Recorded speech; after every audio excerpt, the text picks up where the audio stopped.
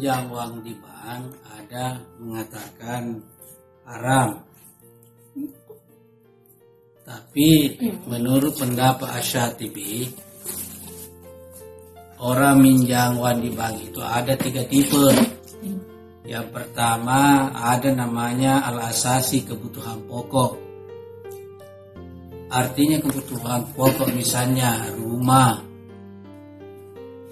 Nah, rumah itu tidak boleh seorang kepala rumah tangga tidak punya rumah. Nah, seandainya yang bersangkutan meminjam uang di bank untuk beli rumah, maka itu dibolehkan. Yang kedua adalah daruri, ad-daruri, darurat.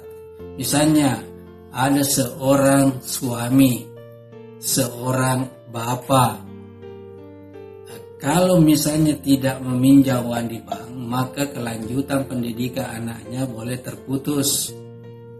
Nah, maka boleh saja itu dianggap darurat. Termasuk misalnya orang tua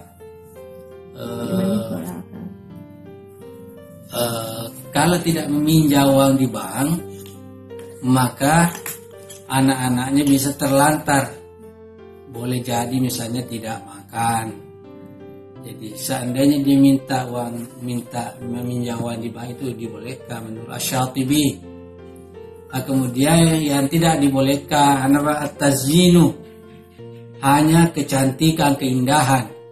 Misalnya sudah ada rumah, tapi rumah itu kan papan saja dindingnya, ya kan? Papan. Nah, papan dindingnya.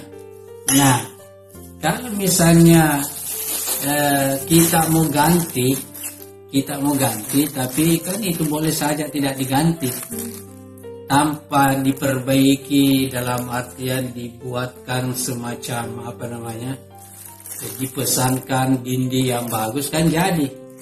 Itu namanya tazyini.